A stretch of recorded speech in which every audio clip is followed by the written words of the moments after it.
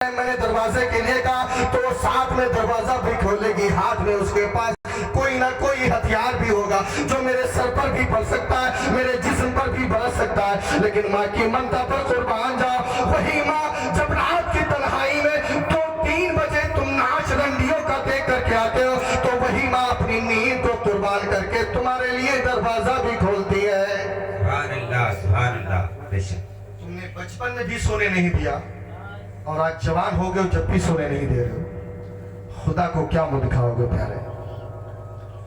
بیوی سے نہیں کہتے کھول، کیونکہ پتا ہے نا دروازہ کھولنے کے تو ہاتھ میں جھاڑو یا ڈنڈا ہوگا، اس سے کہاں سے کہہ سکتے؟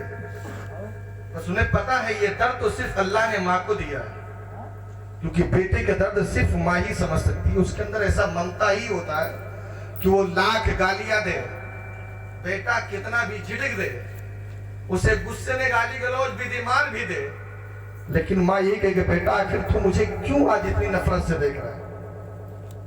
ماں بیٹے کو بیٹا ہی کہتی ہے، آخر اس کا سبب کیوں ہے؟ اس کی ترجمانی ایک شاعر کرتا ہے، بتا دوں میں، سنیں گے؟ 4 شعر کے اندر پورے واقعے کا مسئلہ آپ کو سمجھ میں آ جائے گا کہ ہر عمل لاجواب ملتا ہے۔ سبحان اللہ۔ ماں جو بھی کام کرتی بچے کے لیے لاجوابی ہوتا ہے، بس یہ فرق ہے کہ ہمارے سمجھنے میں کئی کمیاں ہو جاتی ہیں۔ کبھی اس کی سخت باتیں یہ سمجھتے کہ ہمارے لیے یہ وبال ہے، لیکن ایسا نہیں، اس کی سخت باتوں میں بھی کوئی نہ کوئی راز پوشیدہ ہوتا ہے۔ تو شاعر کیا کہتا ہے؟ ہر عمل لاجواب ملتا ہے، خار مانگو گلاب ملتا ہے۔ کسی ماں سے کوئی بچہ کہے ماں مجھے آگ دے دے، ماں دے گی کبھی اپنے بیٹے کو؟ نہیں، کیونکہ اسے پتا ہے اگر آگ دوں گی ہاتھ جل جائے گا، تو آگ نہیں کیا دے گی، پھول دیتی ہے۔ خار مانگو گلاب ملتا ہے، اور ماں کے چہرے کو پیار سے دیکھو، ماں کے چہرے کو پیار سے دیکھو، کیوں؟ ایک حج کا ثواب ملتا ہے، ایک حج کا ثواب ملتا ہے۔ درود پاک سنا دے، اللہم صلی اللہ علیہ وسلم۔ علیہ وسلم، صلاۃ و سلام علیکہ یا رسول اللہ صلی اللہ علیہ وسلم۔ ایک روایت میں سنا دوں آپ کو، بنی اسرائیل کے زمانے میں ایک شخص تھا جس کا نام تھا ابو بکر بن قصاب، اور قصاب کے معنی آپ کو پتا ہے کیا ہوتا ہے؟ کیا ہوتا ہے؟ جو آلو مولی کاٹے، ہے نا؟ نہیں، جو ذبیحہ کرتا گوشت کا کاروبار کرتا اسے قصاب کہتے ہیں، ٹھیک ہے؟ تو ابو بکر ان کا نام تھا، بن قصاب، یعنی ان کا باپ بھی گوشت کا کام کرتے تھے، تو ابو بکر بن قصاب۔ یہ بنی اسرائیل کے زمانے میں تو حضرت موسیٰ علیہ السلام، یہ کون ہے؟ اللہ کے پیغمبر ہیں۔ انہوں نے رب کی بارگاہ میں عرض کیا ہے مولا جنت میں سب سے زیادہ قریبی میرا کون ہوگا؟ کون کہہ رہا ہے؟ اللہ کا نبی کہہ رہا ہے رب کی بارگاہ میں عرض کر رہا ہے مولا جنت میں سب سے زیادہ قریبی میرا کون ہوگا؟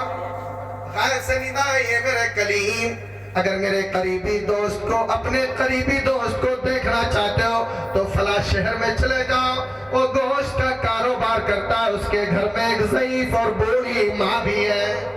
سبحان اللہ، سبحان اللہ۔ حضرت موسیٰ کلیم اللہ گھبرائے، چل کے دیکھے تو ایسا شخص ہے کون جو جنت میں سب سے زیادہ قریبی یعنی میرا دوست ہوگا؟ آخر دیکھے تو کیسا عظمت والا ہے۔ حضرت موسیٰ کلیم اللہ بڑے ہی سادھارن سے لباس میں اس شخص کو تلاش کرنے کے لیے اس شہر میں پہنچے، اور جب اس شہر میں پہنچے تو کیا دیکھا؟ اس گھر تک پہنچے تو کیا دیکھا؟ اس گھر میں ایک ضعیف العمر ماں ہے جو چارپائی پر لیٹی ہے، بڑی ہی کمزور آنکھ ہے، جسموں میں طاقت نہیں ہے، بس چارپائی پر بشکلیں انسانی شکل و شباہت میں تو دکھائی دیتی ہے لیکن جسم میں طاقت نہیں نظر آ رہی ہے۔ آپ نے پوچھا آپ کا بیٹا ابو بکر کا ہے؟ ضعیفہ نے جواب دیا، اے میرے آنے والے مہمان ٹھہرو، میرا بیٹا کاروبار کرتا ہے، تجارت کرتا ہے، گوشت کا کاروبار کرتا ہے، وہ کاروبار کے لیے گئے، کہا ان سے ملاقات کب ہوگی؟ کہا اگر ملاقات کرنا ہے تو آج تمہیں رکنا پڑے گا، اگر آج تم ٹھہرتے ہو تو میرے بیٹے سے تمہاری ملاقات بھی ہو جائے گی۔ حضرت موسیٰ کلیم اللہ ٹھہر گئے، اب ان کو تو پتہ لگانا تھا، دیکھنا انہیں تھا کہ آخر وہ دیکھے تو انسان ہے کیسا۔ حضرت موسیٰ علیہ السلام وہیں پر ٹھہرے. شام ہوئی. حضرت ابو بکر بن قصاب گھر آئے, ایک گوشت کا ٹکڑا بھی لائے, اور لانے کے بعد میں اسے آٹے کاٹتے اور مسالہ پیستے, اس گوشت کو بنا کر تیار کرتے. تیار کرنے کے بعد میں کھانا نکال کر لاتے اور اپنی اس ضعیفہ ماں کو اٹھا کر کے اپنے گودی میں بٹھاتے.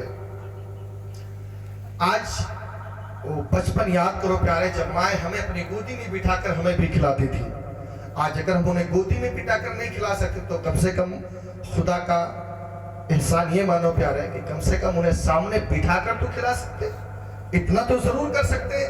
ہمیں تو ان سے پوچھ تو سکتے کہ ماں نے کھانا کھایا کہ نہیں, اتنا تو ضرور کر سکتے.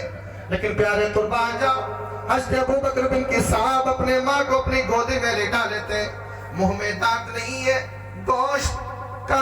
گوشت کی بوٹیاں تو چبانے کی طاقت نہیں رکھتی.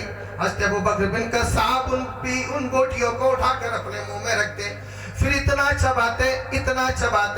چباتے بس شکل ایک دم کھیر کی طرح جب وہ بوٹی باریک ہو جاتی تو اسی لقمے کو اپنے ماں کے منہ میں ڈال دیتے اور ماں اسے نگل جاتی.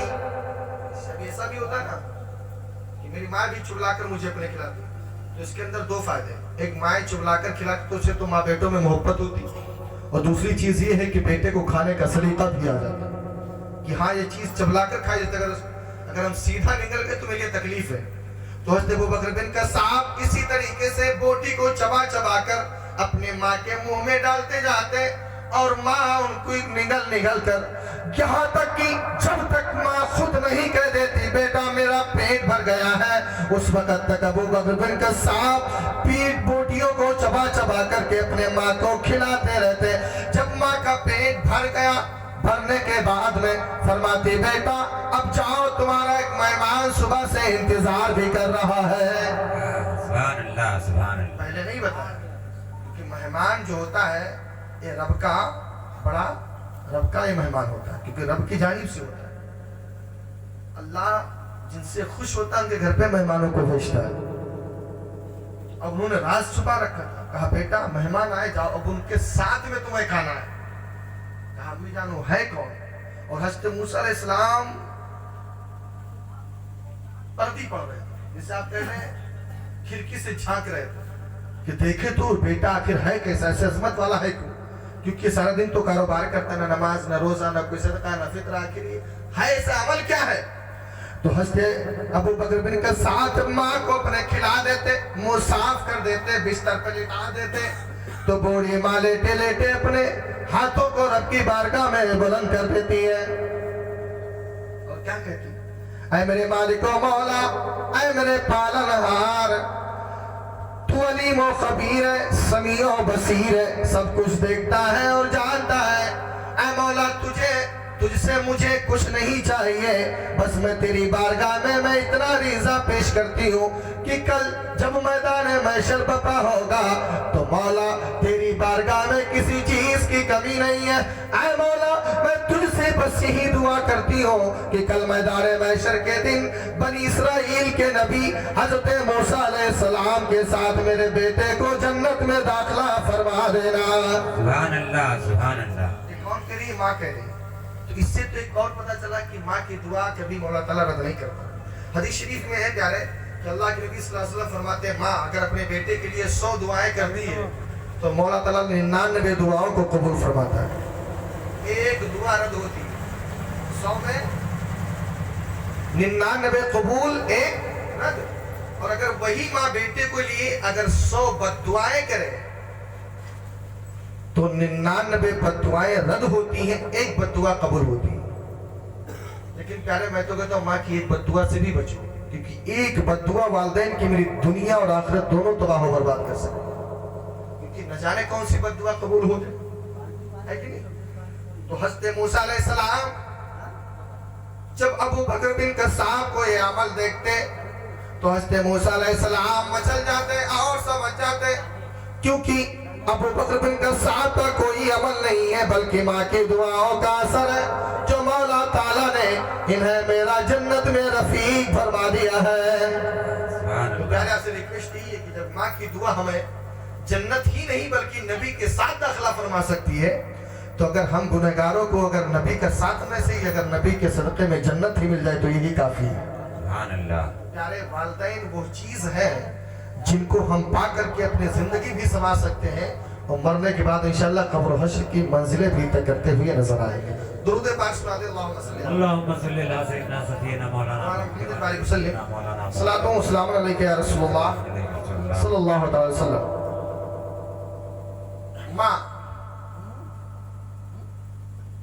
ایک کہاوت ہے، نہ کر ساس برائی تہرے ہو آگے آئی۔ سنے ہو نا؟ ایسا آتا کہ نہیں؟ بولتے ہیں کچھ لوگ کی نہیں بولتے؟ میں نے سنا ہے اپنے بڑوں ہی سے، تو میں شہر میں رہتا ہوں، ایسی چیزیں سننے کو نہیں ملتی، لیکن پھر بھی ان چیزوں کو میں ذہن میں بسا کے رکھتا ہوں۔ اور یہ دیکھیں انسان کو سنبھلنے کے لیے زندگی میں ایک نصیحت کافی ہوتی ہے، ایک نصیحت ہی کافی ہوتی ہے۔ آج کے اس دور میں اکثر و بیشتر یہ دیکھا جاتا ہے کہ بیٹا لیٹا ہے یا بیٹھا ہے، باپ کھڑا رہتا ہے، ماں بیچاری کام کر رہی ہے، بہویں آرام سے چرپائی توڑ رہی ہیں۔ اس دور کا ایک ماڈرن دور ہے، جسے لوگ کیا کہتے ہیں ہم ترقی پہ ہیں۔ ابھی ترقی پر ہو تو مرنے کے بعد پتہ چلے گا کہ ترقی پر ہے، ایسی ٹھگائی ہوگی نا کہ وہاں تو کوئی رشوت اور گھوس بھی نہیں چلنے والی، بس یہ نرم و نازک جسم ہوگا اور فرشتوں کے اسلحے ہوں گے اور تمہارا جسم ہوگا۔ اور یہ بھی سمجھنا جو منکر نکیر جو قبر میں آتے ہیں نا، وہ کوئی ہینڈسم فرشتے نہیں ہیں، بڑے خوبصورت نہیں ہیں وہ۔ اللہ کے نبی صلی اللہ علیہ وسلم ارشاد فرماتے ہیں جو قبر میں فرشتے آئیں گے ان کی شکل ایسے ہوگی کہ ان کے سر سے لے کر پیر تک بال ہوں گے، کونوں کھلی جھوٹے ہوں، رات میں وہ جھٹک کے کھڑا ہو جائے تمہارے سامنے کیا حالت ہوئی۔ اللہ کے نبی صلی اللہ علیہ وسلم فرماتے ہیں ان کے دانت منہ سے لے کر پیر تک ہوں گے،